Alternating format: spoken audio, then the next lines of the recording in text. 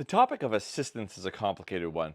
I think most of us, if not all of us, have been in a spot at some point in life we needed some assistance: financial, food, physical, mental, and I think actually that we can say everybody has because we are all babies at one point in time.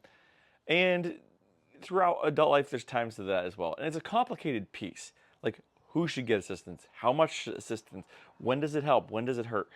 And been reading through Leviticus, and I thought it was interesting. There's two components that I thought were just fascinating. One is there's the specific laws that prohibit people from basically, if they've got a field, gleaning the whole field. You're supposed to leave the corners of the field, and that allows opportunity for people who need food to come glean the corners of the field. Now, they don't own the fields, they didn't grow the crops, they didn't put the seed in, but they also have to do.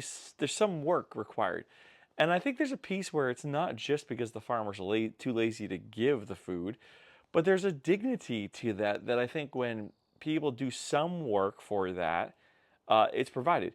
We also see in as the children of Israel leaving the promised land, there was no food in the desert. They couldn't grow their own crops. They couldn't carry 40 years worth of food with them.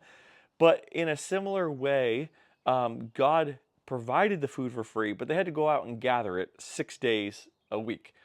So, is this a magic recipe to what we're doing now? No. But I think maybe a couple things that came to my mind. One is that there are times that assistance is needed, and it's a really important thing to do. It's a good thing to do. But as we give that assistance, we should do it in a way that is needed to those who need it, and in a way that actually maintains the human dignity and worth of each individual.